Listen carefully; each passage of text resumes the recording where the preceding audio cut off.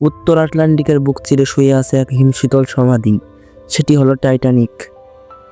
1 শতাব্দী আগে যা ছিল মানবজাতির সেরা জাহাজ, আজ তা 4 কিলোমিটার গভীরে একটি ধ্বংসাবশেষ। আর সেই ধ্বংসাবশেষ দেখতে গিয়েই ঘটেছে আধুনিক ইতিহাসের এক অন্যতম করুণ ও মর্মান্তিক ঘটনা। টাইটানিক, এই 3টি অক্ষর যেন অ্যাডভেঞ্চার, উচ্চাকাঙ্ক্ষা আর নিয়তির এক অদ্ভুত সমীকরণ। আর সেই উচ্চাকাঙ্ক্ষারই শিকার হলো টাইটান নামের এক সাবমার্সিবল। 5 জন যাত্রী, যাদের মধ্যে ছিলেন বিলিনিয়র অভিযাত্রী এবং একজন তরুণ, সবাই মিলে গিয়েছিলেন এক ঐতিহাসিক ট্রিপে। কিন্তু তারা জানতেন না, সমুদ্রের অতল গহ্বর তাদের জন্য অন্য একটি পরিণতি অপেক্ষা করেছে। কি ঘটেছিল টাইটানের ভেতর? কেন মাত্র কয়েক সেকেন্ডের মধ্যে সেই অত্যাধুনিক জলযানটি একটি খেলনার মতো দুমড়ে মুচড়ে গেল? আর কি ছিল সেই প্রযুক্তিগত গলদ যা প্রকৃতির অসীম শক্তির সামনে নতজানু হতে বাধ্য করলো এই 5 জন মানুষকে? চলুন এক মুহূর্তের জন্য আমরাও ডুব দিই সেই অন্ধকার, শীতল ও ভয়ঙ্কর সত্যের গভীরে। টাইটান ছিল একটি সাবমার্সিবল যা তৈরি করেছিল ওয়াসানগট নামক একটি কোম্পানি। এর প্রধান ছিলেন র্যাশ হ্যারিসন, যিনি নিজেই এই অভিযানের পাইলট ছিলেন। টাইটানের বিশেষত্ব ছিল এক কার্বন ফাইবারের তৈরি কাঠামো, যা প্রচলিত সাবমেরিনগুলোর স্টিলের কাঠামোর চেয়েও হালকা। কিন্তু গোড়া থেকে এই যানটি ছিল বিতর্কিত। বিশেষজ্ঞরা বারবার সতর্ক করেছিলেন, কার্বন ফাইবার এত গভীরে পানির চরম চাপ সহ্য করতে পারবে না। ভাবুন তো, সমুদ্রের সেই গভীরে প্রতি বর্গ ইঞ্চিতে প্রায় 6000 পাউন্ডের বেশি চাপ থাকে, যা একটি হাতির ওজনের চেয়েও বেশি। কিন্তু র্যাশ হ্যারিসন ছিলেন বেপরোয়া। তিনি এই চ্যালেঞ্জ নিতে চেয়েছিলেন। তার যুক্তি ছিল, নতুন কিছু করতে গেলে ঝুঁকি নিতেই হবে। তিনি এই সাবমেরিনকে স্টিয়ার করতেন একটা সাধারণ গেমিং কন্ট্রোলার দিয়ে। শুনতে হাস্যকর লাগলেও এই অবিশ্বাস্য প্রযুক্তি ছিল তাদের ভাগ্য নিয়ন্ত্রতা। প্রতিটি টিকিটের মূল্য ছিল 2,50,000 মার্কিন ডলার, অর্থাৎ প্রায় 2.5 কোটি বাংলাদেশি টাকার বেশি। এই বিশাল অঙ্কের বিনিময়ে তারা কিনছিলেন এক ভয়ঙ্কর অ্যাডভেঞ্চার।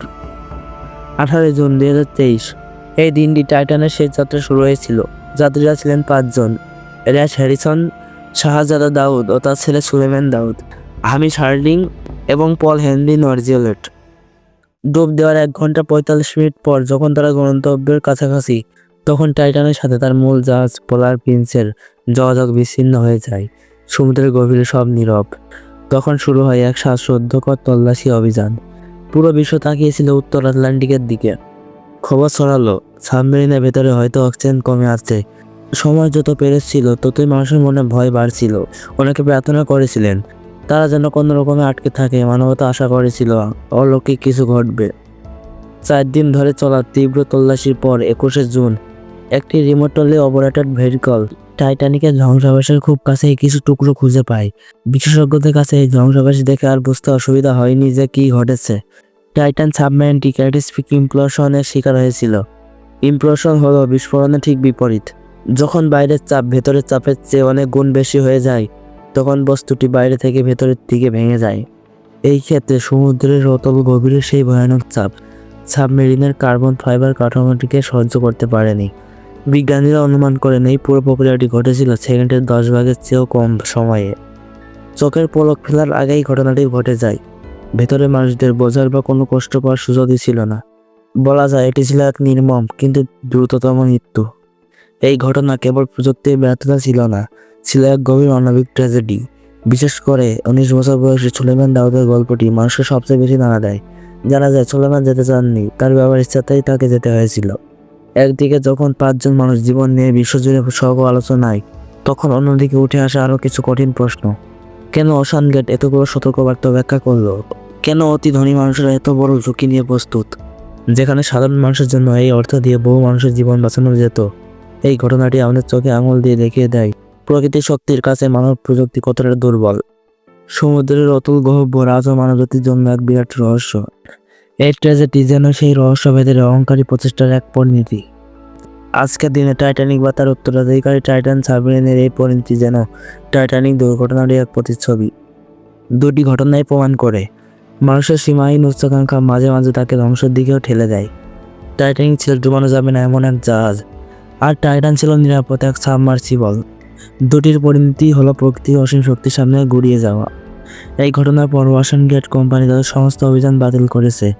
সরকার এবং আন্তর্জাতিক সংস্থাগুলো এখন থেকে এমন ঝুঁকিপূর্ণ অ্যাডভেঞ্চারমূলক অভিযানের উপর কঠোর নিয়মকানুন আরোপের কথা ভাবছে। তবে এর পাশাপাশি মানুষের মনে রয়ে যায় গভীর এবং ইমোশনাল দাগ।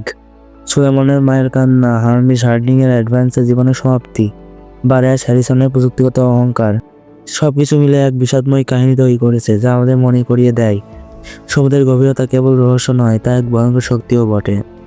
তাই আজ যখন আমরা টাইটান সাবমেরিনের টুকরোগুলো দেখি, তখন এটি কেবল একটি দুর্ঘটনা প্রমাণ হিসেবে থাকে না, এটি হয়ে ওঠে মানুষের সীমালঙ্ঘনের এক প্রতীক। টাইটানিক দেখতে গিয়ে টাইটান নিজেই ইতিহাসের অংশ হয়ে গেল, এক করুণ, মর্মান্তিক এবং দ্রুত ধ্বংসের গল্প হয়ে। টাইটান সেখানে রয়ে গেল সেই স্বপ্নের চরম ব্যর্থতার এক বাস্তব উদাহরণ। আপনার কি মনে হয়, এই অ্যাডভেঞ্চার কি শুধু উচ্চাকাঙ্ক্ষা ছিল, নাকি এটি ছিল চরম অসাবধানতা? আপনার মূল্যবান মতামত কমেন্টে জানাতে ভুলবেন না। ভিডিওটি ভালো লাগলে একটা লাইক দিন এবং এই শিক্ষণীয় ঘটনাটি আপনার বন্ধুদের সাথে শেয়ার করুন।